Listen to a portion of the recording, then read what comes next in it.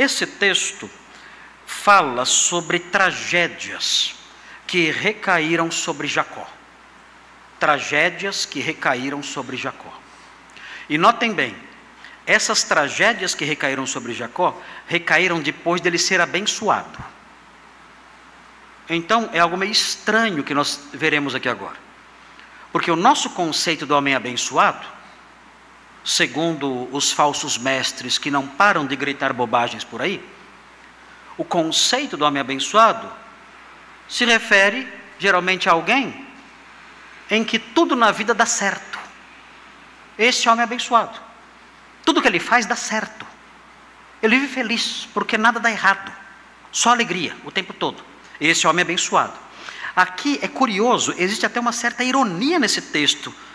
Não sei se essa ironia estava presente na mente do autor, ou se ela se tornou uma ironia por causa das lições falsas que nós recebemos.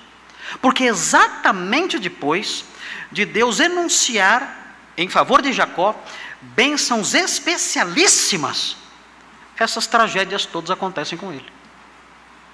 Há uma ironia aqui, parece. O que está acontecendo? Deus acabou de abençoá-lo com bênçãos singulares. E então nós lemos um texto em que as piores angústias e tristezas e calamidades da sua vida passam a acontecer. Então vejam, nós vamos dividir o texto em 3 partes, cada uma das partes mostrando uma tragédia que recaiu sobre Jacó depois que ele foi abençoado. A primeira, a morte da esposa preferida. É até estranho falar esposa preferida. Se eu falar a Simone é minha esposa preferida, ela vai brigar comigo. Mas os irmãos conhecem a história de Jacó. Ele tinha 4 mulheres. Ele tinha Raquel, Lia, e tinha Zilpa e Bila, que eram ali as damas de companhia, por assim dizer, eram as servas de Raquel e de Lia. Ele tinha 4 mulheres. Essas 4 mulheres lhe deram filhos. E esses filhos são os 12 patriarcas de Israel, da nação de Israel. E o que nós temos aqui, nos versículos 16 a 20, é a morte da esposa preferida. A esposa preferida, Raquel, os irmãos sabem quanto tempo Jacó trabalhou para conseguir ter Raquel como esposa. 14 anos trabalhando para ter Raquel como sua esposa. E agora nós vemos essa moça que ele tanto amava. A sua esposa preferida, sempre foi a preferida dele. Sempre foi. Agora vemos a triste história do seu falecimento. Ela morre durante o parto de Benjamim. Triste essa história, muito triste. Não é uma história bonita. E nós veremos essa história com mais detalhes, a morte da esposa preferida. Mas outra tragédia acontece no texto. E a outra tragédia que acontece no texto está nos versículos 21 a 26. Essa tragédia é a traição do filho primogênito. O que acontece com Jacó aqui nesses versículos, mais especificamente no versículo 22, é algo difícil de se medir.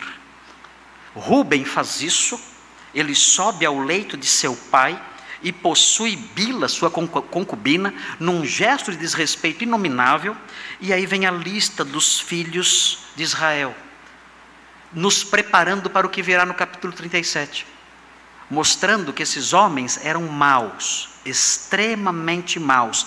Já vimos que eles eram maus, alguns deles eram maus, pelo que eles fizeram com os siquemitas, mas veremos algo pior sendo feito em breve, quando eles vão vender José para o Egito. Então nós temos aqui a segunda tragédia que sobreveio a Jacó depois que ele foi abençoado, a traição do filho primogênito, versículos 21 a 26.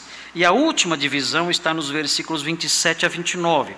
E a última divisão é a perda do pai esmorecido, a perda do pai enfraquecido.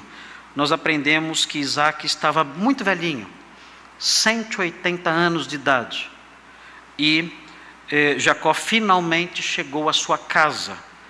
Deus o ajudou a voltar finalmente para casa em Hebrom, e ele se encontrou com seu pai, e o seu pai então faleceu ali. Esaú e Jacó o sepultaram, é a terceira tragédia que acontece aqui no texto, depois que Jacó foi abençoado, a perda do seu pai.